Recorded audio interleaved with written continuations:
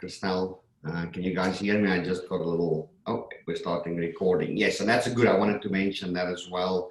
Um, the session will be recorded and then I think made available, Christelle, afterwards on YouTube, perhaps, I think you said. Yes. Which is great.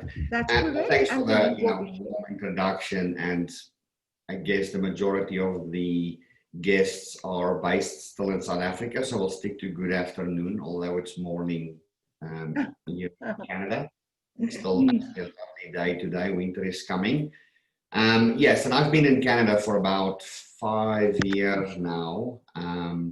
And for the majority of the time, I've worked with Kait, who will be the speaker today. We've started a small niche consulting company called Helios Consulting, but like I've mentioned, for I guess 4 of the 5 years I've been in Canada, I've had the pleasure of working with alongside Kait in many projects. And she's been really instrumental in forming and growing the company, and she is really an example of living and breathing the principles that she also teaches to our clients and to businesses. And I think a lot of what we'll speak about today. She's a loving mother. She's a loving partner. She's a leader in her community. She's a pioneer in business, and she's a dedicated professional athlete. She might tell you more about that, but I know she's really passionate about that. And, as you can see on the slide there, she's really drives change and communication, change management, change leadership, focusing today on resilience. And I think it's quite a relevant topic, seeing what we all are going through globally with, pandemic that's happening and businesses needing to be able to navigate change very, very quickly. And I think, sorry, I have to pause here, Christelle. I think I jumped, that slide about the program and what we'll do today, and just jumped into introducing Kait. So I saw you flick past it. So let me just step back and say, for everyone in the room, welcome again. And today's program will be, pretty soon we'll be handing it over to Kait to talk about adapting quickly, which is what I've mentioned just now is very topical, and what we are seeing happening globally. I want to point out that I think we want to structure it as a bit, of an interactive session. So if questions are on people's minds, feel free to, tap them in the chat box as we go, and we'll sort of try and pick it up at the appropriate times. And I think, what I'll try and do is, if I see discussions happening that's really, sort of valuable, but tends to take us down a path, we might just put a pin on it, put it in the parking lot and circle back to it later. I think there will be various opportunities, and we'll even share the content, the deck that is presented as well to people who want it to be shared afterwards, as well as, I think it was mentioned, there will be a recording of this on YouTube as well.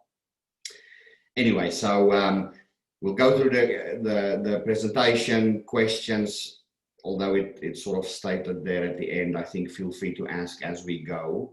And then we'll end it off in about an hour's time from now, which would still be morning in Canada, but late evening over there in South Africa. So I think now, let's jump to the next slide, Christelle, and I'll continue the introduction. But I think I've said a lot already about Kait as an individual whom I've had the pleasure of knowing. Now, on the slide, you guys will be able to read, and I'm not going to, read every word, but the message is quite clear about Kait's passion and dedication to, change leadership, especially, and leading through change. I think at Helios, there are 2 things we focus on and think that are fundamental to any business's success, and that's people and process. And those 2 really go hand in hand. We don't think they can be, separated. And with every engagement that we do, every technical solution, every project we lead, Kait is really right in the center of leading change of whatever team it is that we are, taking through the change. And, it every time spans from leadership right up to the floor level. And we've seen firsthand that divorcing those two really complicates, progress. So we're really fortunate and very happy to have Kait and our team leading this side of our practice and bringing everything she'll speak about today into our company and really driving that out to clients. So I don't think I'll waste any more time talking and hand it over to the person who really needs to share with us today what she has come to share. And hopefully there's a lot of engagement in the room and a lot of topical elements that will be covered today, that either would people find relevant in business or personal lives, as well. So Kait, I'm going to hand it over to you. Wonderful, thank you. Can everybody see my screen?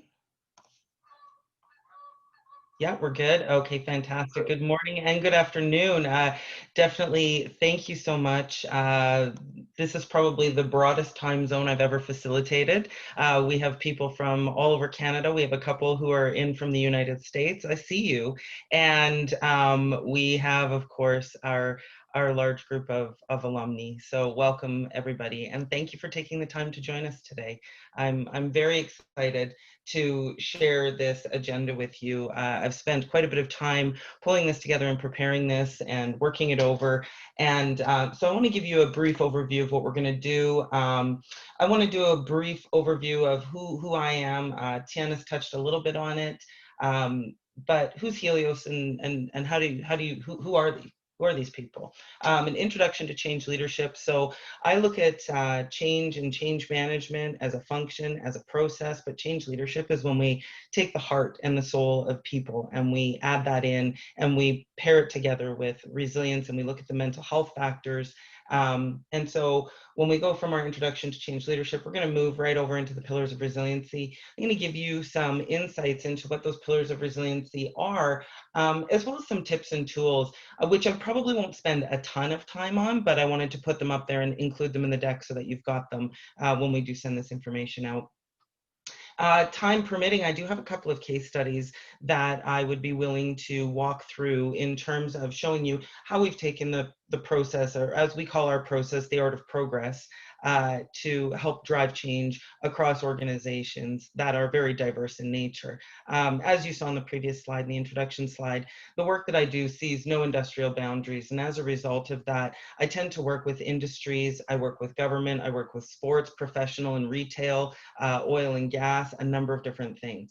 The bottom line is that change is change, and our emotional and our psychological reaction to change is just that. It's the response, and it's something that's pre-programmed, and it's something that we come with in regard to how we were raised, what our beliefs are, as well as even things that are our culture or our religions. So, and then of course, we'll have some time for questions and answers. So as Tiana said, please do feel free to drop some content into the chat. Tiana is going to facilitate that for me. And also feel free to ask questions as we go through. I'm quite happy to have an interactive group. So we are a very boutique consulting firm. We're located in Calgary, Alberta. We have a managing partner by the name of Mike Donahue. He is from Redcar, England. There's myself, Michael Gill, who is one of the other Canadian folks. He's sitting on the line there. And if you're looking, you can see the fellow there with the logo behind him. Of course, Tianis. And then we have a fellow who is named Mahesh Makar. He's our engineering manager. Just thought I'd put our socials in there so that you know who we are and how you can get a hold of us if you want to continue the conversation after the fact, if you are interested in checking out some of the other pillars and services that we offer and some of the other areas of expertise that we have in our organization. So change management, what is it? Let's just dive right into it. So change management is recognizing that something is changing and it should be managed to a successful state. The practice can and should be applied to people, process, and technology. Where you often see change management is in technology. More often than not, when people do their big Windows implementation or their evergreening, or they're pulling new technical systems together, they tend to want to pull together their training and engagement strategies, and they want to tick those boxes and make sure that they're taking care of people.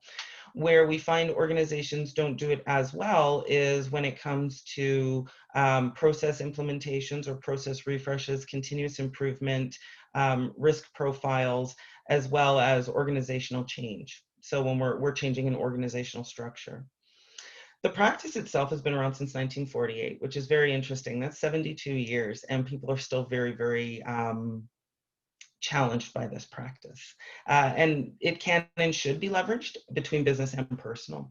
And so I find, as Tiana said, I'm an athlete, and as a result of being an athlete, I often tell other athletes that I'll work with that the difference between somebody who is an exceptional athlete and someone who is a mediocre athlete is the ability to accept and receive change on a very, very frequent basis and move very quickly through change. So this is something that was originally intended to help business react to environmental forces in technology, innovation, and deregulation. This is a bit of an eye chart, but the history of change really is a very interesting one when you look down into it. I won't read this word for word, but as you can see, resistance to change was really recognized through some research that was pulled together by Lester Koch and John French Jr. And what they actually recognized was that senior staff in an organization were most likely to resist change. It's not the person who's on the shop floor, it's the individual who's actually guiding or leading the change, or who's going to be experiencing the change at a greater level than what they actually anticipate. This moved into the 1950s, and they started to really try and put a basic framework around this. And it wasn't a very dynamic framework. Excuse me. The three-stage model was to unfreeze the organization. And so that is for us to stop everything we're doing, open it up, make a bunch of change, move it around to where it needs to be, and then refreeze that organization, right? And so what you're seeing there is the inability for an organization to be dynamic as it moves through change and accept change as it's actually happening. So they hit the pause button. So in the 60s and 70s, this work that was done by Lewin and Sheen ended up lending research to the adoption process. And so this is where we start to see the birth of things like the ADKAR or the ProSci methodology of creating awareness and interest. So going out and engaging people and asking them what they think or helping them understand that change is coming.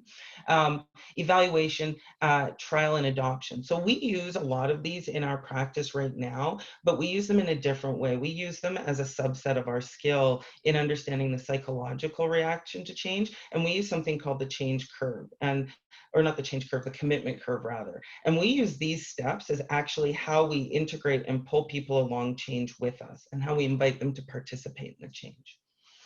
This actually started to unravel and show those emotional concepts and the fact that people started to have a psychological reaction to change. They reject the change very naturally. And so this is where the change curve is born, where we start to see people seeing shock and loss, and we'll walk through that change curve. But when people start to have that emotional response, that's when change gets very hard. So this was the 60s and 70s, and as you can imagine, those were very dynamic times. Leading into the 80s and 90s, that's when things really, really started to get crazy because we started to see technology burst like crazy. And so we had some folks who took the work and research that had been done before them and started to look at other methods and approaches and really looking at technology. And so this is where we started to get into that rut of, in order for us to really recognize that computers don't need to take up a whole room and we want to actually have people have personal computers, which, you know, in the 80s and 90s, I don't know if you guys had the Tandy 2000, but our computer was about, I can't even fit it into the screen. It was so big, right? And so what they were doing is they were taking pens and paper away from people and they were providing them with these machines for economizing how they do business, right? And I don't know if you remember those really big printers with the paper that had the dots down the side and it would feed it through. Like this level of technology did nothing for us. But people were very resistant to that because they couldn't trust that the technology would actually do what they said it was going to do, right? What happens if I lose my floppy disk? Then I've lost all of my work, right? It's easier for me to handwrite a book than it is to trust that this little disc is going to hold 10,000 pages of a novel I've just written, right? So in the 90s, the approach continued to evolve, and it became a phased approach that required adoption by the decision makers and then subsequent leaders. And so what that did was that invited John Kotter, the granddaddy of change, to come in and say, actually, guys, we need to start at the top, because if we want to really drive change, our leaders, those guys that they recognized in 1948 as being the biggest resistors, need to be driving the change. Because if they're not driving the change, then how can you expect the people who are beneath and working and pulling the levers on the shop floor to want to come along with it? In the early 2000s, change management became a well-known and relatively well-understood practice. You had, right now there's about 99, maybe 100 literal methodologies to manage change. The difference between them is the language they use and perhaps the pace. The application is really where the change happens. The Association of Change Management Professionals, or the ACMP, launched in 2011, and close to 1,000 people came together globally. And I went to that conference, and it was phenomenal. I was really excited because John Kotter was their opening keynote speaker for this inaugural convention. And it was so awesome and so powerful to be sitting in the second row looking at this guy who really helped shape this practice facilitate 978 people through one conversation. And we didn't know each other, a majority of us, right? So it was just basically a bunch of nerds with clipboards running around. Oh my gosh, I love change. I love change, right? And it was a really, really exciting conference to be at. And so what happened was we started to find this niche, and the conversations that we often see happen at this type of level are, how does a change manager fit in with a project manager? And what does that look like? And how do you mesh those two things together? Because it's change management not of project management, but if you have somebody who's a project manager and that's their expertise, and you have a change manager and that's their expertise, it puts the question of who's on first into the conversation. And so it becomes this debate amongst people, and more often than not what you see is that debate lives simply for the fact that people have ego. Okay, so that's a little bit of history. So now, while I take a sip of coffee, because it's morning here, guys, let's talk about the statistics of change management. So we have a 72-year-old practice. But let me tell you, Peter Drucker had it right when he said culture eats strategy for breakfast every single day. 70% or more of business change continues to fail. And when I mean fail, that can mean a number of different things. It could be that it doesn't meet its ROI. It could be that it dies on the vine. It could be that it doesn't get past a certain phase or an implementation, or it's implemented very poorly and adopted very poorly. 80% of the time, that's directly related to people. Because guys, I don't know if you know this, but people are messy. And 38 to 45% of the time, depending on what bucket you're looking at, it's directly related to leadership. And so if you were to look at this iceberg, the iceberg that sinks organizational change, the things that organizations really like to talk about, the things that are comfortable for us to talk about, are the things that are above the surface. Things like our structure, our policies, our procedures, goals. Those are easy conversations to have. Those are non-emotional. They're almost non-negotiable in a lot of cases. But as we all know, the tip of the iceberg is hardly the biggest piece of the iceberg. And when we go below the surface, we have our beliefs and our perceptions, our shared assumptions, our traditions, the things that we know to be the truth, values and norms, the unwritten rules of how an organization actually behaves versus what they say they do on paper. And to share an anecdote, we're working with a client right now that represents a very large group of professionals, and that board that is intended to use membership money to drive value and give the organization something to actually grow and learn from is completely dysfunctional. And the reason they're dysfunctional is because they have a grouping of unwritten rules and stories. They have deep-seated feelings that are poisonous and that are toxic. And so we're working with this group to be able to tease it out, to understand, because at the very, very bottom of the iceberg are feelings.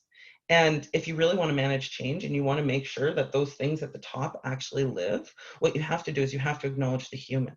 You have to acknowledge feelings. You have to acknowledge emotion. And that's very, very hard, particularly in a work environment. So when we talk about change and we talk about methodologies, you'll often hear me say tools are tools and methodologies are methodologies. They're only as good as the hands of the person you put them in. Okay. And so when we look at change leadership at a glance really is understanding the why and the why now, analyzing the situation. Why are we doing it? Why are we doing it now? What's the vision? Why would somebody want to come on this journey with me?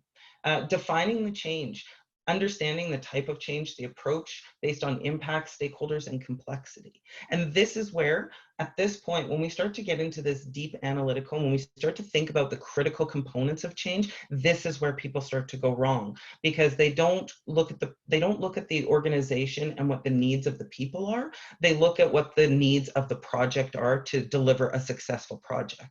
And if that's all you want to do, then that's okay, but you're not managing change. You're not leading change if that's all you're looking at. We know that business needs to move. We know that business needs to grow. We know that we need to progress. We need to keep up with times. We know that government is always going to do what government does, right? And it's our job as change practitioners, as change leaders, and I know we've got a couple on the phone here or on the Zoom call here. It's our job to make sure that we're bringing these concepts and these conversations to those project managers or those executive levels to have the conversations that are going to add value for the human consumption.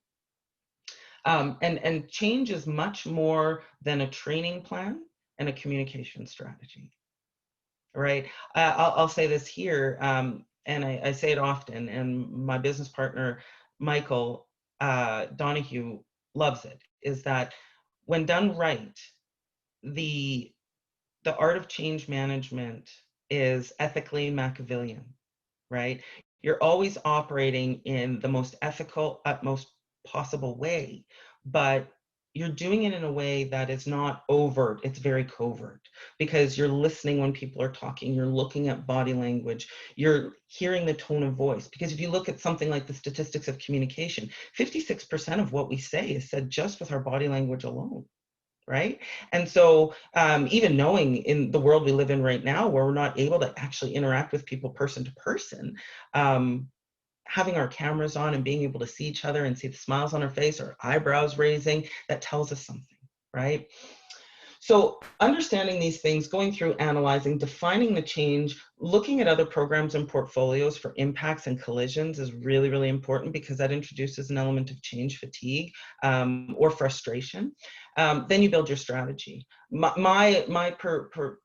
Personally, what I prefer is for us to always have a single strategy for training, communication, engagement, risk, everything that has to do with the human component. Understanding potential roadblocks to resistance, pre-planning for issues and concerns, and identifying milestones and metrics of success. One of the things that people do in scoping out a project, for example, is they'll look at the project and they'll say, the return on business or the return on investment is going to be X number of dollars or X number of hours. But what tells you that you're going to be successful from a human perspective? What's that indicator, right? Yeah, when you have something like implementing Skype or implementing Zoom, how many people show up to the meetings? How many people are online and you can type to? Like, those are very tactile things. But how do you know the tides have changed in terms of culture, right? And so you have to be strategic in how you position and put things in place. And this is why I say it's more than a training plan or an engagement, like a communication plan, because you can pump all the communication out that you want. You can train people to click the keys all you want, but that doesn't mean they're engaged. That doesn't mean they've adopted your change. It means they're compliant. And there's a difference between commitment to a change and compliance to a change. I do it because I know it's the best way, or it's an enjoyable way, or it's a new way, or I'm compliant because I know that if I don't, someone's going to come and poke me in the eye. Right? And then we go in and we activate. And one of the things where we actually do see some change fail is a lack of activation. You have people who do these starts and stops, or you have people who come up with really brilliant strategies and they don't activate them and they don't empower people to participate and help drive that change. So, embedding your change activities within your project plan and your project schedule is so, so important, because what it does is it enables you to be able to become a part of how the project flows. And so that's something that we do with all of our project managers. And what's very interesting is that a great majority of the time when we go into an organization, we don't bring a project manager. We will put in a change manager, myself, or maybe we'll bring somebody else in when we get to that point. Um, but we don't have project managers per se in our organization. I mean, I've got a couple PMPs, but that's not what their focus is, right? So we have to learn in our organization how to play on the playing field with people while we activate and do all of that. So I just want to pause real quick before I dive into the next slides. Were there any questions or any insights that anybody would like to share?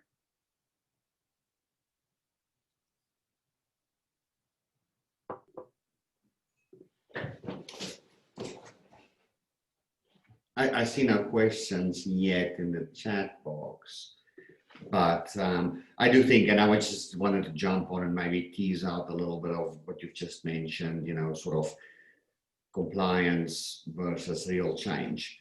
And you're doing something because you believe and that's the right thing or the best way to do it, versus, well, I'm waiting for you with a big stick, and if you don't do it, I'll make sure. Are they, I guess, related? Do you need to measure compliance to make sure you drive other areas that would make people adopt change better? Do you see that link exist between them?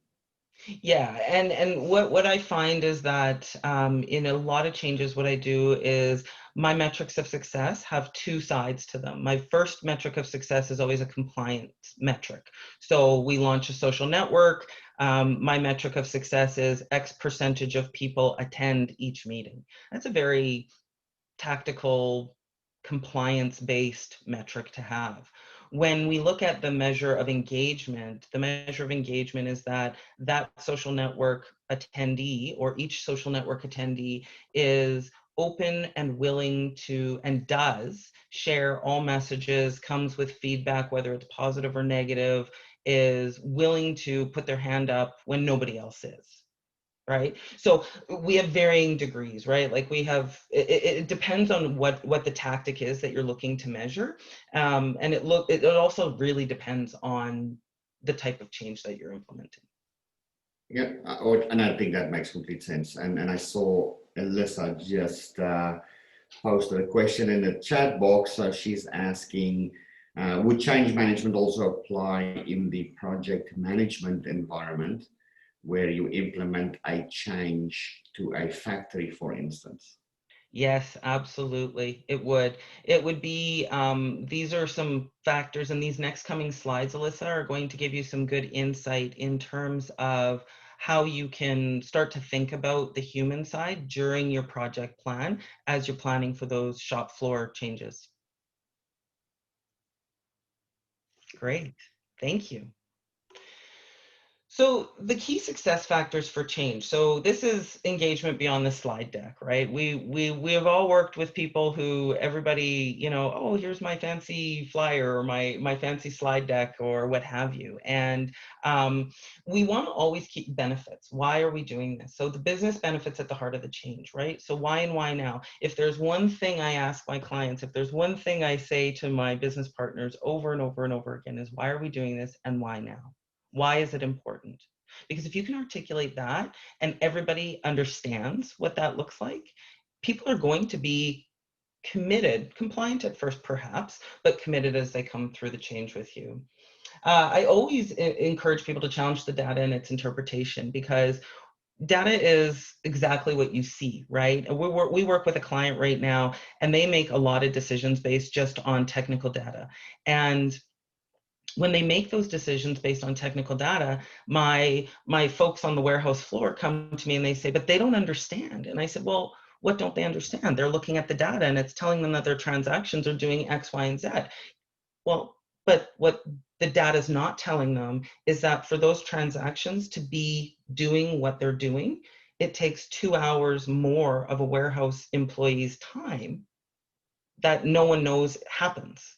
So it takes 2 hours for someone to sit there and click buttons and poke at this and do all of these different things to make those transactions work as quickly as they do. So as a vice president, the vice president's not making poor decisions. He's making decisions based off of his interpretation of the data. He doesn't have a full data set that tells him exactly what's happening for the people who are working on that warehouse floor. Agree with measures of success and how to monitor them, and monitoring them consistently is very, very important. Focus on the actions that make a difference fast. So that's that low hanging fruit that people like to say, right? So find those quick wins and start to rack those up in order to gain a level of interest and insight. Through involvement, build the vision and a hunger for success. And that's something that we holistically believe in, particularly with the Art of Progress.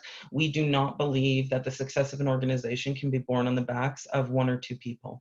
We have one client where we are currently running 5 social networks with over 80 people in an organization of, I think, 250 people. And those 80 people sit at varying levels and have completely different roles. We have people who are helping us advise on processes for demand management who live in a warehouse. Well, not live, but work in a warehouse, right? And that's not necessarily their bailiwick, but they're impacted by the downstream. Communicate with a purpose. A lot of people want to communicate and they just want to get it in, they want to get it done, they want to, like, let's just constantly keep people inundated with this information. And that's also not right. You have to be purpose driven. If you're not purpose driven, you become noise. And sustainability, give leaders the skills and the heart to lead. We run a number of programs and they're baked into our change strategies.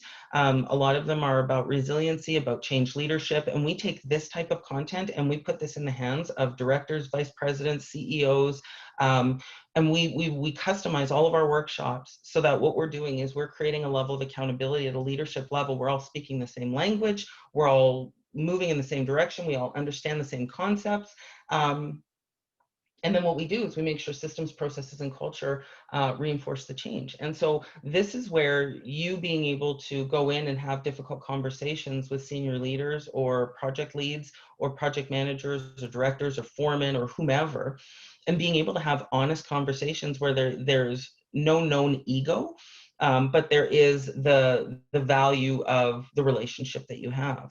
So being able to drive change is a very, very relationship-based business. You have to be able to connect with people. When we look at the drivers of change, there are 7 drivers of change, and they're broken out into 2. You've got your organizational drivers, and then you've got your people drivers. So environment, so what are the forces driving change?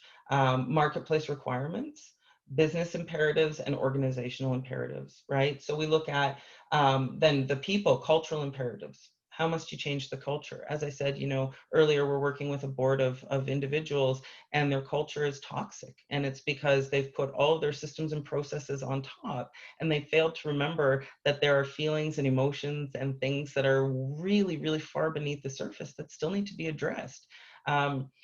People carry baggage with them for a very long time. And in an environment where it's a volunteer board or a corporation, we don't always feel like we have the permission to have conversations that are hard conversations to help us move past that. And if we choose not to have those conversations, we're choosing to take the rug and sweep everything underneath it and put it over top. I don't know about you, but if I had some bumps sitting underneath my carpet and I was just walking around, if I'm not always looking at the floor, I'm probably going to trip later down the line. Leader and employee behavior, how must behaviors change? That comes into the cultural discussion. And leader and employee mindset, how must that change? That also becomes a component of the change because, when we look at something like a technology change, the mindset becomes, I'm okay with this technology. That's the mindset. When we're looking at a cultural change, it becomes how do I actually drive through this and what do I feel like I lose and am I losing or am I gaining? And it becomes a deeper conversation for us to be having. Hey, Kate, I Yeah. just quickly wanted to interject and say I saw a question pop up from Chris talking about he has personally experienced resistance in government departments. Mm. Chris, have you, come across resistant government? That's unheard of. Yep. Where he's tried to initiate the change management process, after a new software implementation program, and he cannot even get senior management to buy into the principle. Obviously, very frustrating to him. But some insight on how to convince management would be useful. And I thought I'll just bring it up because I know that you have a slide coming specifically, focusing on things like resistance and sort of, So I just wanted to put that out there, that you have this question in your mind as we go through the content, and also, just let Chris know. I think that topic is definitely coming. So I think we'll get to it soon. Yes, absolutely. So Chris, I've got some tips for you. No worries about that. I'm going to buzz through these ones pretty quickly, but I don't want to dwell too much on them. They're fairly technical in terms of change. I threw these in here because you guys are alumni, and I know that this is an educated group of individuals, and I think that you would value these tips. These are not things that a lot of organizations talk about. This is not something that you would pick up in ProSci, and so I wanted to put this into your hands because I think it's really important. This is that diagnosing the change component that people get wrong a lot. And so, Chris, these types of things might actually even start to stimulate the conversations internally about where you could go as that resistance is hitting you like a wall. So when we look at change, there's two different types of things that we need to take into consideration. You've got an approach and you've got a style. Your approach is predominantly, there's two of them that I really go with more often than not, a directive or an inclusive. So directive change, the benefits and the requirements of the change are defined from above before the program even starts. Like, this is happening, get on the bus and find a seat. Inclusive. So those who will be impacted by the change help shape it for its purpose, direction, and how it's implemented. Now, the style is the distinctive way in which the change steps are executed. So you look at your tone, your pace, your involvement, and your interaction. And how you engage people will ultimately be how your change rolls out. When we look at change, it's not managing point A to point B. If it were, man, it would be so easy and I probably wouldn't have a job because everybody would do it. The approach can and should change, and it should be something that you're continually monitoring because it's usually like point A to point AA to point A dot AA dot A, oh, to B, right? And then you're there. Yay, we made it. But what we also want to do is we want to look at, when we're looking at our approach, how that rolls out is also very interesting because you can work with people and it can be a directive change. So you look at a government change to policy or legislation. That's a very fairly directive change in some cases. I know I've been a part of change, and in that case, it is what I would classify as a pre-planned directive change. And what I mean by that is the government knows where it wants to go, and it's happening, but we might consult people. Or you'll have a pre-planned inclusive change where we know where we're going to go and we're going to engage people and we're going to invite them to come along the journey with us. More often than not, what I really like is I like to have inclusive change, because inclusive change is the type where people feel very engaged and involved and they get to have a say. And what I always preface that with is, I'm going to give you the opportunity to say something and be a part of the conversation. That does not mean that everybody's going to accept what you say, but your voice is important. When we look at change, again, diagnosing your change is really crucial to your success. So what kind of change are you driving? So is it a developmental change, an improvement to an existing skill, method, or performance standard? So here in Canada, we have Tim Hortons, and Tim Hortons makes pretty okay coffee. And when I'm in my off season of bodybuilding, I will have a coffee with a cream and a sweetener. And I really like that when I'm on my way in to facilitate a workshop and I've got my little bag behind me. And they have these great lids where I could have 10,000 things in my hand and be dragging my little bucket, and I could hold my coffee between my teeth as I was letting myself in a door. Well, they changed the lid. I can't do that anymore. There's too much risk. I'm going to burn myself. Nobody asked me about that. It was a poor change for Kait Dinunzio. Now I can't carry my coffee with my teeth, right? That's a developmental change. When we look at a transitional change, these are usually in response to more significant environmental forces or marketplace requirements. It replaces what is with something entirely different. So when we look at the characteristics of this, the problem exists, the opportunity is not being pursued, and we focused on designing the future state to satisfy the requirement. So this is where we're actually taking things away and we're putting something new in. It's more complex, but it doesn't involve deep personal mindset changes. So you think of going from Windows 7 to Windows 10, right? Not a huge shift. Windows is Windows is Windows for the most part, so it's not so bad. It's also fairly linear in terms of its start and stop. Now, here's the big one. It's transformational. And everybody is going through transformational change now. And I think that the world actually has been going through transformational change for quite some time. And I think that a lot of that comes with the introduction of social media and how we educate our children, and how we are living our lives with the complete burst of technology that we constantly have. When you look at organizations, often there's a really big wake-up call. So there's a mismatch between organizational needs and the organization and the marketplace. And sometimes there's a breakthrough in the worldview of an organization, a government, a country, etc. The content is that it's largely uncertain. All we know is somebody is not happy or something has gone sideways, and we don't know what the end looks like. We just know that something needs to change. There is a significant impact on how organization and people are felt through this. Their work in themselves. The process often emergent and nonlinear, and this is where your ability to communicate frequently, honestly, and openly about where you're going and having social networks and engaging people and having conversations and workshops and oversight committees. This is where that becomes really, really important, because when you're the North Star that people are following in terms of where you're going and how things can actually play out, you have to be seen almost like that little country Switzerland. You don't have an opinion on anything. You are just there to facilitate the change and make sure that people are taken care of, right? And in our organization, we call that leading with love, right? Be that person that everybody can kind of come to and have that confidential conversation with, and it stays confidential. Transformational change is less difficult at that point. There is a very high impact on people with organizations who go through transformational change, or even countries or governments that go through transformational change. And one of our case studies at the end is a huge transformation project that I did as my very first change project ever. So this is where, when we start to talk about keeping the benefits at the heart of change, that it's really, really important. So when change fails, what do we hear? Well, it was a good plan, but we didn't get buy-in. Buy-in. You guys, you can't buy buy-in. You can't run down to the grocery store and grab it and sprinkle it on someone's dinner when they're not looking. It takes effort.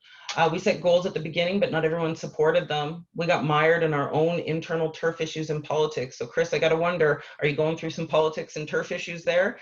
We didn't give people enough time to absorb everything. But what are people really saying? Well, people are saying things like, I don't feel in control. I feel betrayed. I feel afraid to speak my mind. No one's going to listen to me. I'm going to get into trouble. I'm afraid of the unknown. I don't feel competent. I've never done this before. Like, who walks into the office and goes, oh, everything changed? Hey, guys, I'm not competent today, right? We don't talk like this. These are not things that we feel are safe to say when we're in a corporate environment, or when we're working with government bodies or working with non-government organizations. We think these things. These things are acceptable for us to say. These buzzwords are the things we see on LinkedIn, right? And why? So this is the change curve. So when we think back to our history lesson, Elizabeth Kubler-Ross, we've really increased this. And what we did for you guys is we actually blew this out a little bit more, and we put some tips on here as well, so that when you walk away with this toolkit, you'll have some tips that you can take. But what we look at, the change is instigated, and then what happens is you go through shock or denial, loss, and anger. And so what I should note is that this is an iterative process. You can go through this several times on several different things and be at different spots, depending on what the subject matter is and how deeply impacted you are. So what I find is really challenging is actually, I love anger. Anger is my favorite spot on the change curve. And the reason I like anger is because I can see it. And if I can see it, that means I can help somebody. The place I don't like is early engagement. And you would think that that would be a phenomenal spot, but early engagement is very uncomfortable. People are poking at you and they're like, oh, I read your document and you didn't cross your T and dot your I. And you're like, that's what you took away from that? Right?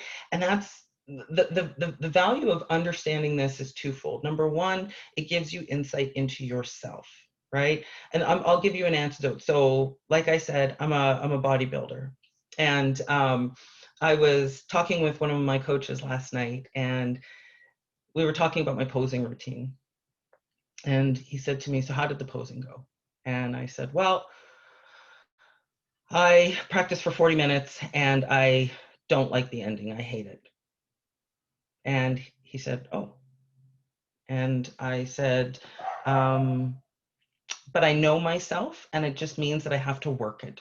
Because if I work it, I know I'm resisting. I know I'm sitting down in shock, or I'm sitting in anger, or I'm about to go into the bargaining point. So I can apply that to myself. And I know myself very, very well to know where I'm sitting at any point in this curve. And that's super important, because self-awareness as a change leader or as a project manager or as a leader is like the number one thing that you can give yourself.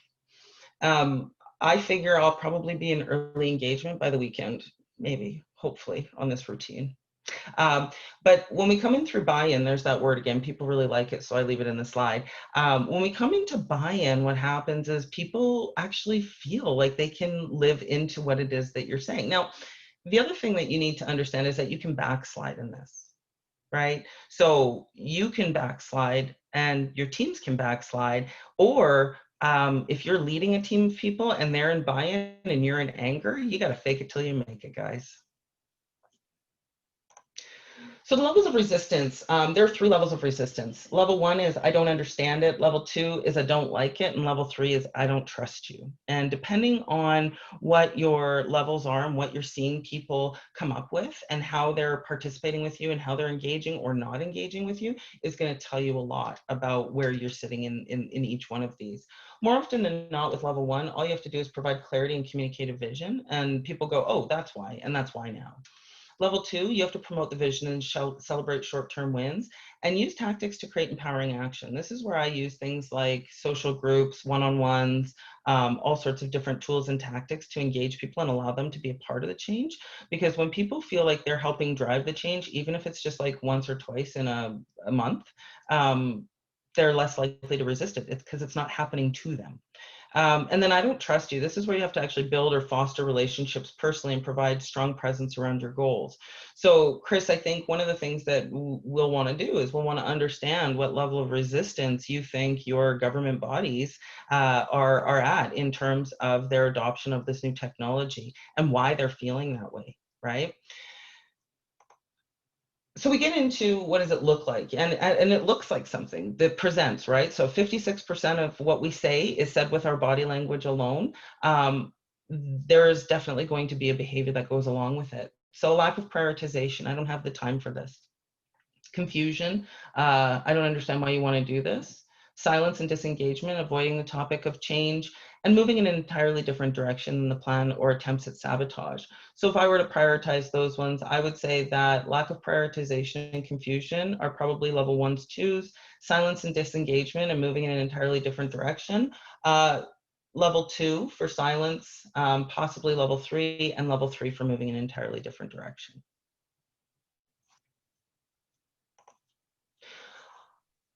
I'm going to put this up here quickly. I won't spend too much time because a lot of people are very familiar with it, but the conscious competence model is very important when we think about this. So as you guys can see, there are so many layers to how you actually build a change strategy and how you acknowledge and understand the human interaction and what people go through change.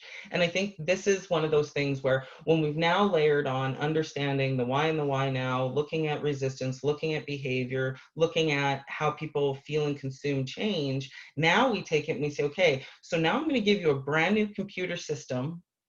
I'm going to take everything that you've known for the past 15 years of your career. It no longer matters. Your tenure, 15 years of doing this really great job in this software, you can't do it anymore. Here's your new software. I taught you how to use it. I gave you a communication. Go forward and use it. Well, now what we have is we have a group of people who are now consciously incompetent. They know what they don't know, and they're uncomfortable, right? And so the ability now to move people from conscious incompetence down to conscious competence is so critical, because the poor behaviors that we see from shock, loss, anger, hanging and bargaining, and even early engagement happen in conscious incompetence. If once you get people into conscious competence, that's when you start to see that early engagement piece, and that's where people become very clinical. And admittedly, clinical people become very annoying very fast. And that's only because they've got new information and they're like, look at me, I'm so smart. I'm going to do my little checklist and I've got my quick reference guide and I'm doing my thing, right? And so helping people get there as fast as possible is really the ultimate goal when it comes to managing change.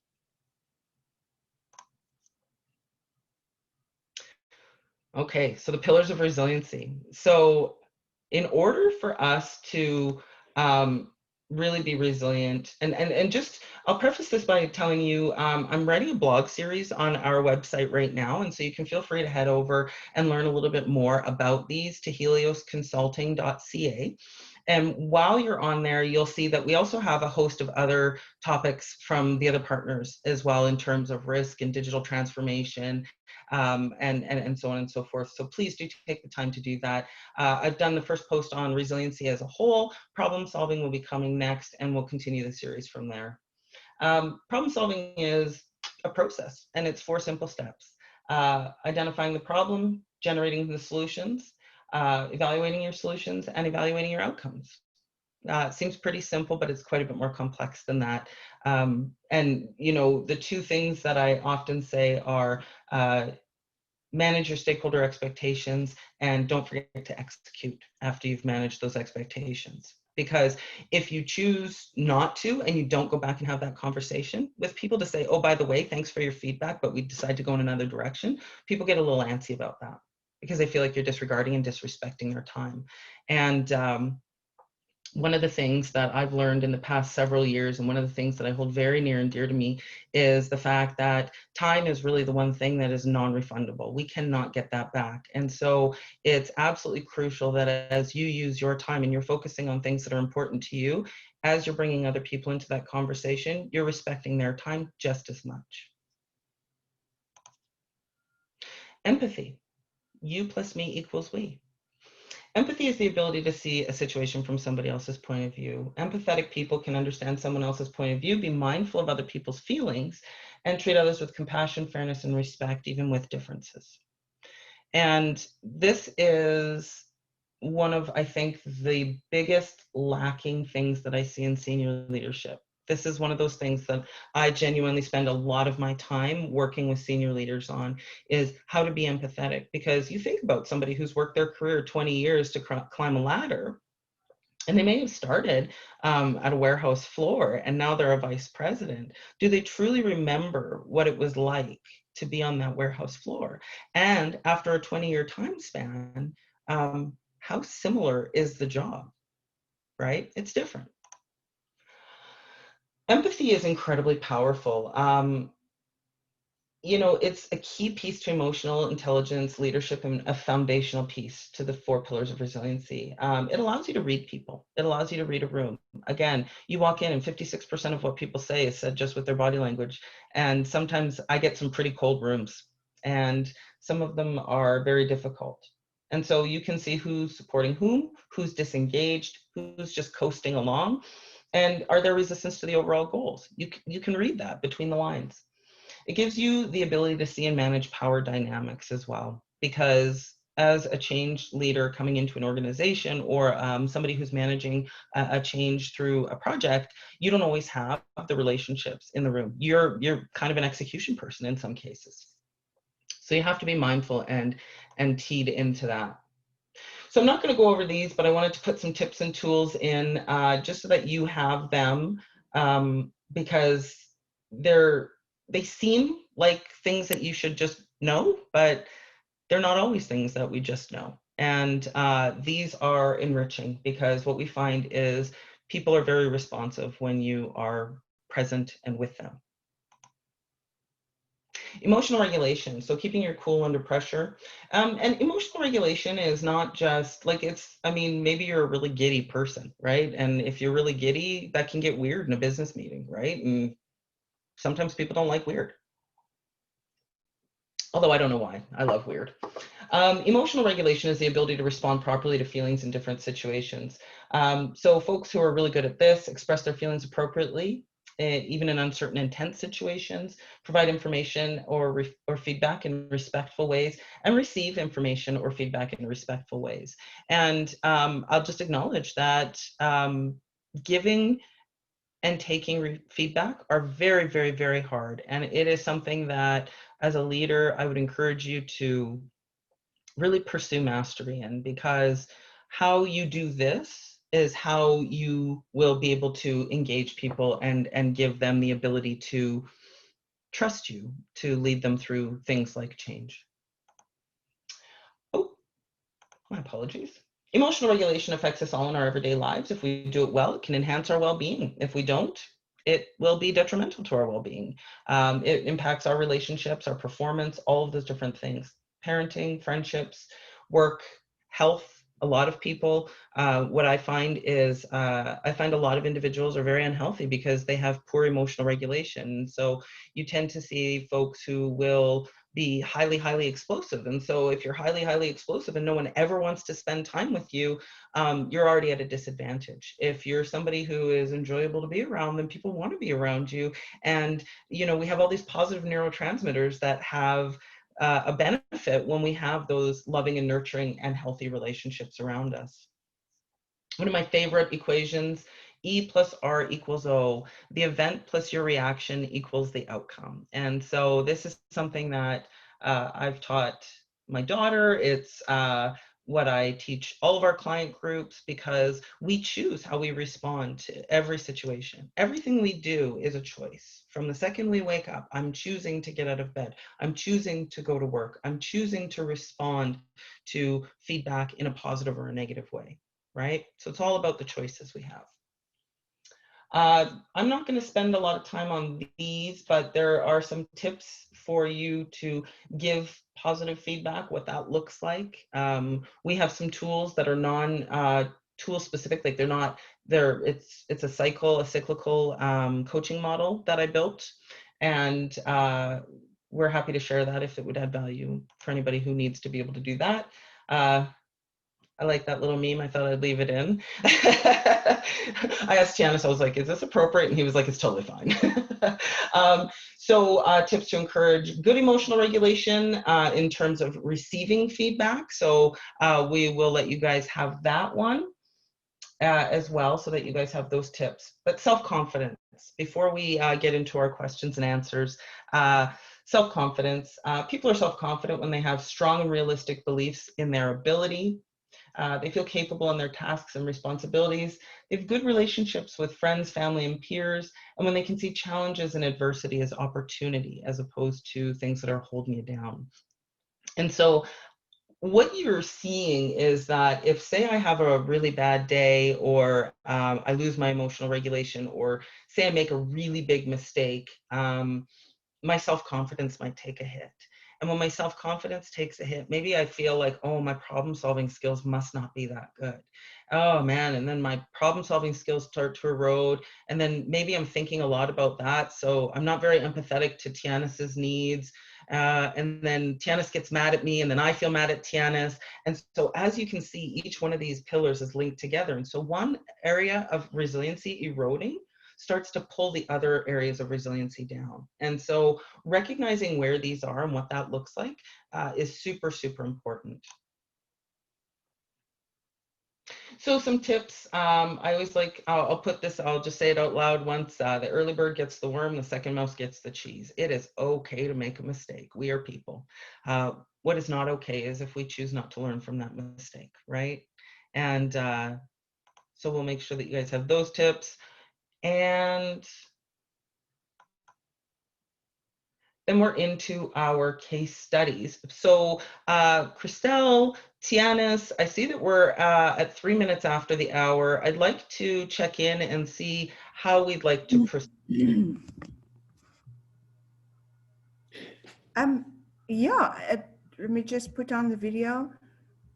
Sure, Kate, there's just so much here. Yeah, absolutely. But for us, in time-wise, it's fine. I'm sure people are okay to continue with your case study, Janice?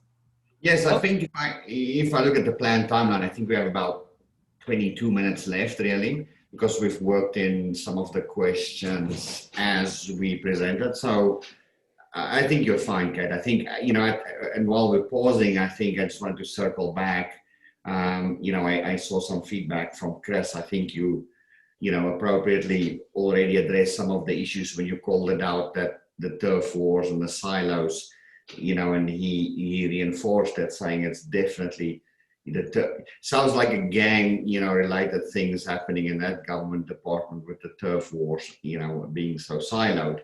One of the big reasons he's saying that's, waging in that resistance to change. So hopefully, he can, he got some insight into tools, and I would also encourage him to, reach out to you, Kate, and if we wanted to discuss that further. I wanted to just circle back to Alyssa, who asked about the change management and how it's applied in the project management environment. And I think you mentioned a lot of that, and how change sort of goes hand in hand with, managing projects and identifying your stakeholders and going back and doing the full circle and understanding what the issues, if they have been addressed. But if if Alyssa either she's just saying, please continue with the case study. Okay, so that's fine. And Christelle, your question, you had one that talked about, setting the scene, downturn in the current global economic climate, and, the foreseen sort of rapid growth curve that's expected going forward.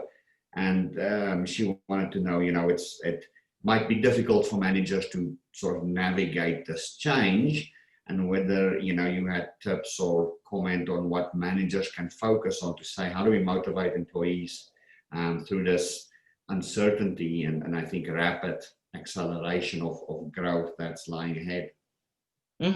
So that's a really great question, and I think that there's a couple of answers for that in terms of helping prepare people. And I think one of the first things in terms of being a manager is to recognize that you don't always have all the answers, because this is what we would classify as probably an upcoming transformational change. Our world is transforming right now. And so it's largely unknown. We don't understand what the outcomes are going to look like. We just know that we need to keep people motivated and moving and pointed ahead. And so this is where we would dig into our relationships and always be looking as a manager to be leading through the frenzy. And to focus through the frenzy is one of those things where you have all of the noise around you, but you have to have corridors of clarity, and creating those corridors of clarity for yourself to be able to, even if it's just a meter of clarity that you can communicate back to your teams to create that level of certainty and support, I think is very important. Very frequent communication in terms of getting online and having meetings together and having meaningful agendas with actions and outcomes that are going to add value, that go to that corridor of clarity, I think are very important. Early insight into things that are coming down the pipeline that may or may not have a negative impact on people. Understanding when those things are coming and messaging them appropriately, very, very important. The other thing that I would recommend is that if you are of a larger organization and there are different silos within that organization, messaging and working with your peer group and your colleagues at your level of an organization to ensure that you're all saying the same thing is very important, or at least as similar to each other as possible, because people talk, right? And so if you control the message and you're the one driving that conversation, then people will fall in line and they will stay with you as a leader. Also, Kate, and I think I see a mini mob forming, demanding to see the case studies, to hear more about it, to see the change curve in action. So please, before we get more, members, before the mob grows, continue Before with the mob grows, put your pitchforks down, people. I'm a Canadian. I'm a very nice lady. I'm kidding. Okay, so this is a very interesting case study. So a little bit of background to this one, and I'm sure most of you have seen this and you've kind of read through it as we've been talking. I was born and raised in the Yukon Territory, which is right next door to Alaska in Canada. So very cold, not very many people. There's about 30,000 people there. And my father was a single dad, and so he worked in the correctional system for 25 years in the jail. He was a corrections officer, and he also mined on the weekends and hunted and whatnot. Within that, what happened was, well, I guess when you look at the landscape of the government in the Yukon, you actually have 4 levels of government. So you have your federal government, you have your provincial or territorial government, you have your municipalities, and then you have governing First Nation bodies. So in the Yukon, you have 14 First Nation groups. And so each one of those groups is individually, they've got different areas of territorial land. So 11 of those groups are what we would classify as self-governing, which means that they've worked with the government to settle their land claims out, and they have their own independent governments inside of their territorial land. So it becomes very complex when you look at the overarch. There were 3 of those First Nations who were not settled out. And there was a governing body, a master governing body called the Council of Yukon First Nations, of which 11 of the First Nations were a part of. So the remainder chose not to be a part of that. So you can imagine the layers of bureaucracy that were a part of this project. When we look at this, the government of Yukon was grappling with those deep social issues linked back to residential schools. And so I've added some citations in terms of residential schools. These were government-sponsored religious schools that were established to assimilate Indigenous children, so those First Nations people, into a Euro-Canadian culture. And this was driven by the Catholic Church and the federal government. These children were essentially incarcerated, and they were violated, and it was an awful, awful, awful circumstance. It was very damaging to our society. It was very damaging to our people. It robbed them of their culture. They were not allowed to speak their language. They were taken from their moms and dads. It was very bad. And so when these children were subsequently released from these facilities and sent back to live, you can imagine the scarring and the damage that was done to them from a psychological perspective. And so a lot of these individuals turned to drugs and alcohol. And so there's a very, very, very strong population of alcoholism, fetal alcohol syndrome, drug abuse, violence, domestic violence, neglected children, hosts of issues.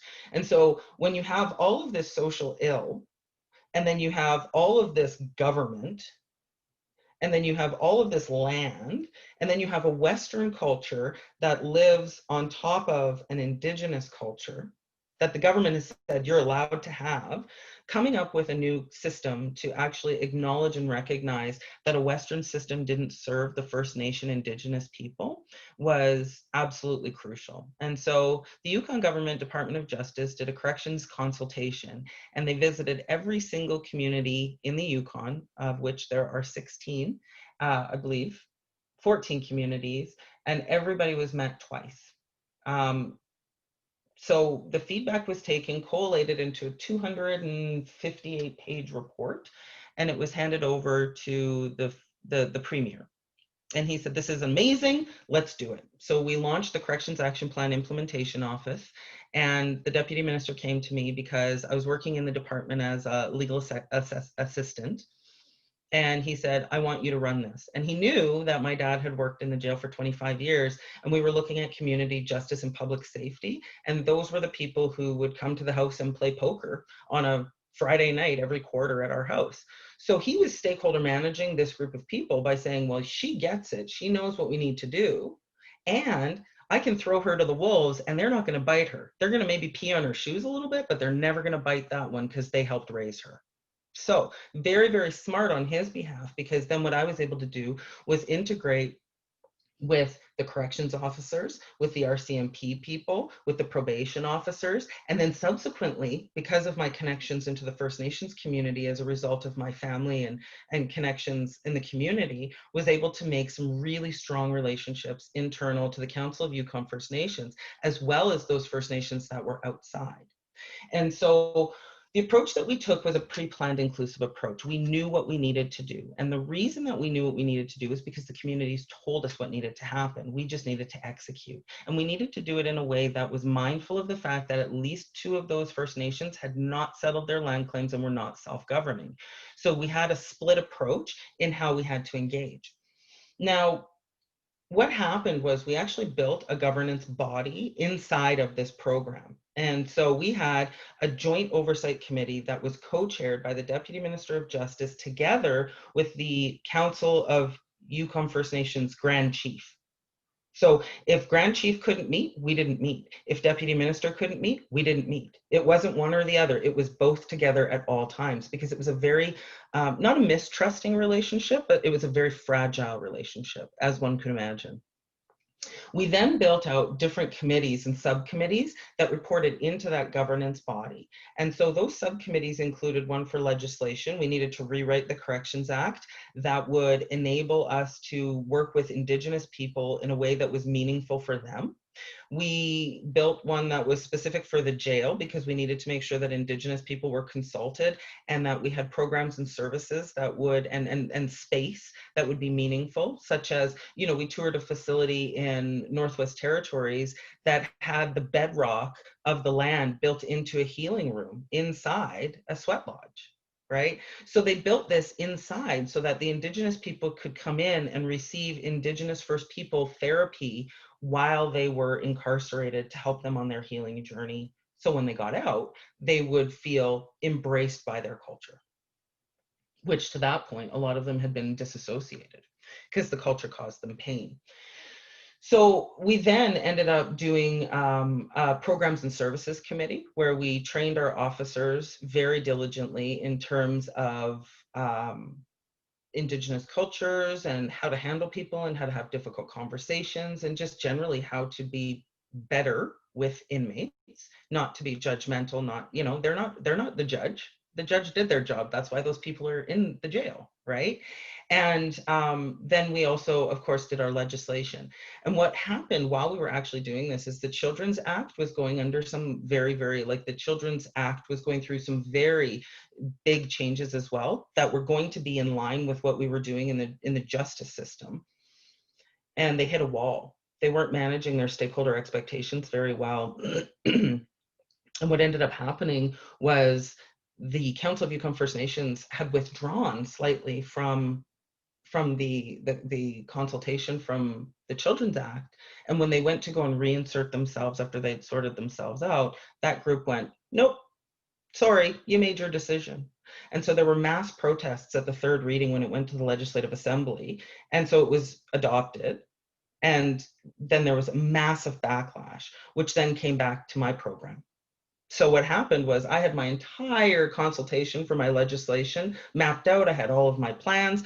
And then I started to get phone calls from all of my justice partners saying, no, sorry, we can't meet with you. We can only go government to government, which meant that the Grand Chief would only sit down with us if the Premier was there, which was not acceptable because the Premier was not a very good person and wouldn't do that. So what we ended up doing was we ended up having to go into our problem solving process to say, well, how do we still stay on the timelines to deliver what the communities have told us they want and need, because this was a political move. This was not against us. It had nothing to do with justice. It had everything to do with the right principle of inclusion and the ability for the First Nations to truly be heard and understood.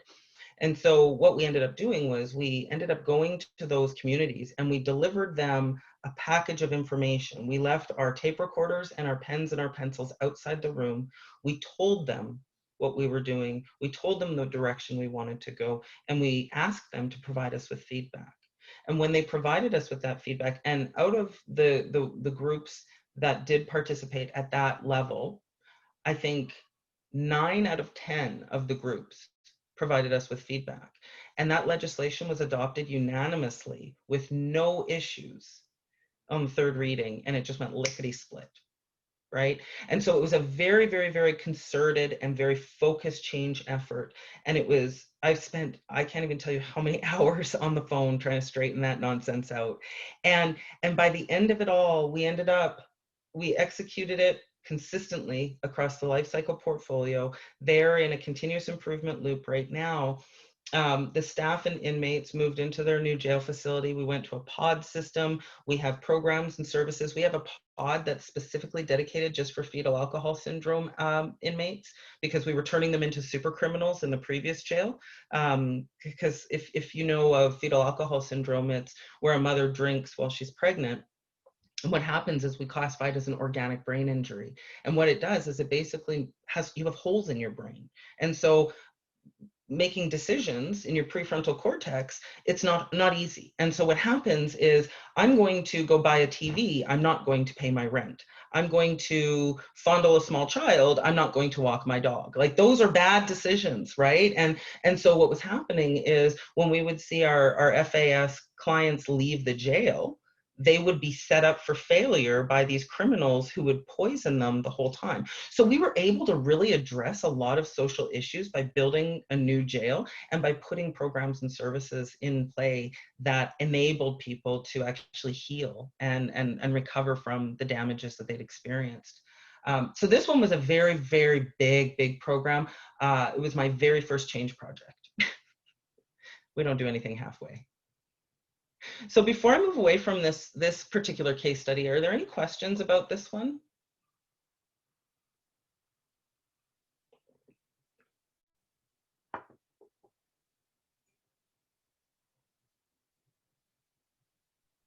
I saw there was just a question popping up from Debbie asking how much time did it take. So I'm assuming she's referring to this whole process of the redevelopment of the service. Yeah, so with this one, Debbie, it was, we started the consultation, I want to say in 2002, maybe 2003.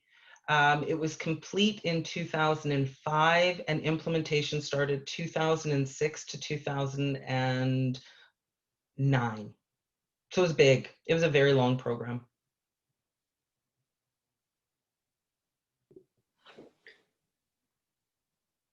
I'm not seeing any new questions. A lot of kudos. So thanks, Kate. I think so far. So yes, jump into the next one. I think you have about 5 minutes, and I think the people will appreciate it. Excellent. Okay. So this one is technology. So a client of ours was seeking to go live with a new cloud-based enterprise resource planning tool, so an ERP, with a very short timeline. They actually came to us in September of 2018 and wanted to go live in December of 2018, and they did. So we had several change teams doing several things that were not in concert, very, very siloed, not a program perspective at all. There were people looking at the supply chain. There were people who were looking at the finance. So it was good. I mean, they had some structure in place.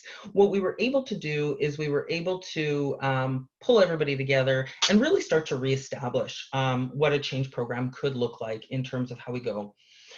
So upon go live, there were multiple issues. So they went and we got it, and it was great. And the first couple of days were spot on. But within days, there was a lot of issues. And what ended up happening was their two new systems, their warehouse management system together with their ERP, were not working properly. The transactions weren't flowing, and they were suspended from actually doing any shipping and receiving for, I think, just about a month. It was crazy. Not only that, but this is huge. This is a transformation. In addition to that, they had also done a voluntary departure program of their staff. They were looking to reduce headcount. They were looking to streamline. They did a total business transformation, which I would argue was not managed very well. And what ended up happening was people were leaving every single week. Every week, somebody would walk out the door with tribal information because nothing was written down. Nothing. It was crazy. So what we did was we did a pre-planned inclusive approach again. As you can see, this is kind of my MO. I like to include a lot of people because when I go into an organization, I recognize I'm not an expert in what they do. I'm an expert in what I do. So I bring what I do to the table. They bring what they do to the table. We partner. That's where success happens. So they had a large number of resources on the change program, like I said. They had a social network that was dying on the vine. So we revived that social network. We revamped it a little bit. And what was really, really cool was this group, the first meeting that we had was so well attended. And then the second one, so the word got out. People were like, oh, this is exciting. This is great. But then what ended up happening was the next meeting, our bridge line wasn't big enough. We were getting people who were emailing, say, I can't get on the line, right? So when you talk about the metric of engagement, that is a metric of engagement that you always want. I want people saying, I can't get enough, right? Because when people are saying, I can't get on that line, that tells me that they're genuinely interested. That or they're nosy, but I'm okay with that too, because nosy people, they talk. And when they're talking fact over fiction, they're helping me, right? So in this one, what we did was we actually also launched 2 tier 0 networks. And what we did was we wanted them to have immediate triage on the shop floor when things started to go down. And it was great. What ended up happening though, we only have the 2 social networks for Go Live, the Change Champion Network and the tier 0. Again, the tier 0 at that time was finance and supply chain together. Right now, we're running a really robust tier 0 with that group, and there's about 40 people, and it's all in the supply chain area. During the post-go live triage, management recognized that finance, particularly accounts payable, accounts receivable, and the treasury staff, together with the warehouse staff, were languishing. And so what we ended up doing was we delivered a program called the Resilient Leader. So those really quick tips and tools and resiliency that I kind of gleaned over, I have a full day workshop that we can do on those. And so it's very much about playing and a lot of gamification. And it's as we've been told, it's an experience. It's not a workshop. So it's one of those things that we implemented to help the team understand what it was that they were feeling. So we showed them the change curve, and we walked them through a lot of the same information that we've talked about today. And we created that level of awareness. What we then did was we relaunched and we refreshed additional social networks. And so when we look at this client now, because we continue to support them, we have 5 social networks. We have a tier 0 sub network that developed on its own, which is like, that's like the utopia of social networking. If you can have a group of people who think that they have a niche that they can break away and still contribute over here and still add value with another group, that's amazing. We have a change stewards network, so a group of people who are subject matter experts who help us drive the change. We have a change leadership network, and we've just launched a process stewards network of people who are impacted by downstream process changes in the warehouses. And the feedback that we're receiving from our change leadership network is overwhelmingly positive, because in the words of one from yesterday's meeting, it's amazing that the staff are allowed to drive this as opposed to this just happening to them. So, the original Go Live was deemed a success because the technology is turned on. But there are other issues with system integrations and significant latency. So we've been dealing with the hangover of this for almost 24 months now. And those additional social networks have really helped us be able to engage and include people and really start to understand. So again, when we have VPs who are making decisions based off of data that's transactional only in nature, these social networks give me insight into the human impacts that allow that data to actually be developed. And so if it takes them 2 hours for a 16-minute transaction to actually happen, and this is all he's seeing, us being able to elevate these people and their experience to match this shows him that it's actually a 2-hour and 16-minute transaction, and he's paying for it.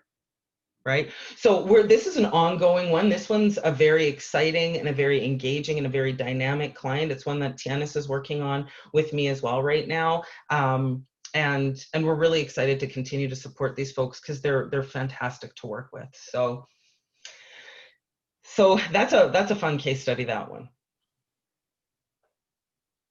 Well, and I think that's awesome, Kate. You're right. And I think Emma had asked whether there was a case study on electronic health records, change management, and I know it's not in the deck, but I'm confident we can connect with Emma, Yes, offline to explore further, because by just seeing electronic health records, we know, the complexities of confidentiality and risk that goes with all of that.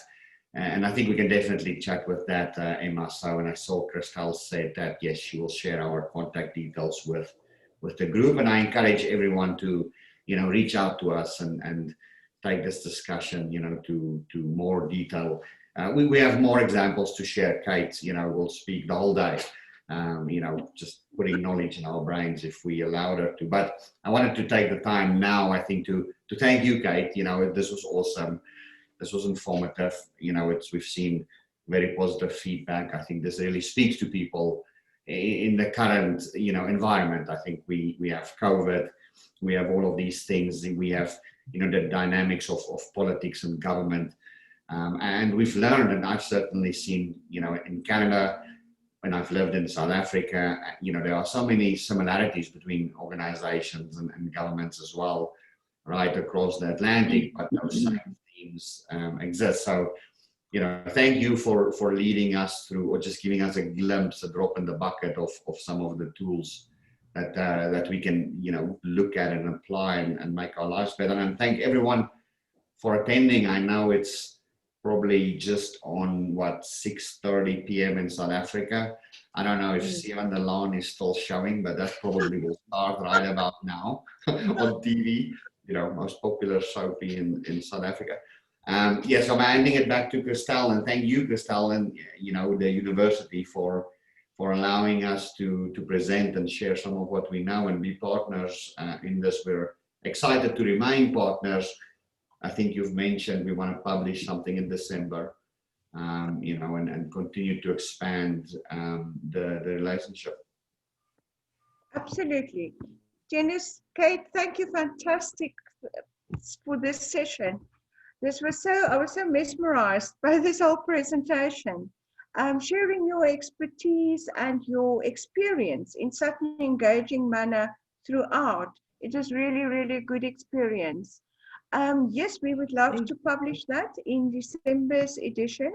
The September one is just out now. It only comes out 4 times a year. So for this December one, we would definitely have more leverage out of this discussion.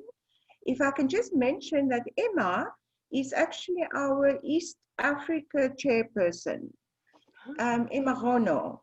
So she is quite a leading lady there with the alumni in that part of the world. So we value also your openness for questions and further engagement with the group. Sid, who has already left us, is also the executive of the Cape Chamber of Commerce, and he also noted his interest. So really, Kate, I think you've captured a couple of hearts here today with a really, really thought-provoking presentation. And for me, there were just so many things to take forward. I especially valued those case studies at the end. Oh, wonderful. Tianis, Tianis, I think you're quite capable of bringing that Canadian chapter off the ground for the USB. And we look forward to further engagement, especially with industry. That is very important for us as an academic institution. to make these solid connections with industry, to close that feedback loop back to us, that we know what we need to focus on in terms of our students as well, and what are they facing out there when they go out in the workplace. So thank you for facilitating that. Thank you to everyone who attended throughout. Our chairperson of the Alumni Association is Alyssa Spree. She is also with us and she made some good comments there. Thank you, Alyssa. Thank you to everyone, Len, all of you who always attend. And we look forward to a further opportunity. Thank you so much for the opportunity. It was really wonderful. I echo that. Thank you so much, Christelle, and to all the And as I said earlier, I admire the bodybuilding side of Kait as well. It's really inspiring after this lockdown. So thank you. Thank you. Enjoyed that very much. Thank you. Thanks, guys. Okay, Bye-bye. everyone, thank you. Have a Well. lovely evening. Have a lovely day. And we'll be in touch. We will send out the details tomorrow. Thank you so much. Be well. Bye-bye. Bye-bye. Bye, guys.